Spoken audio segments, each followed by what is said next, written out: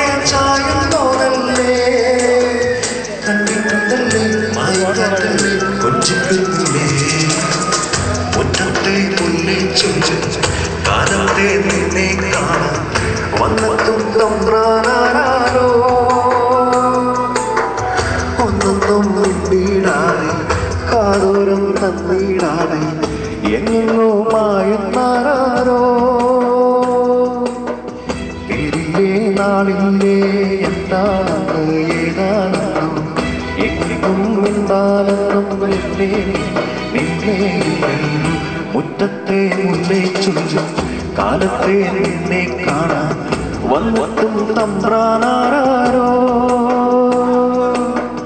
മുറ്റത്തെ മുല്ലേ എന്നുള്ള നിങ്ങളുടെ ഉത്തരവാദിത്തമാണ് എനിക്ക് തോന്നുന്നു.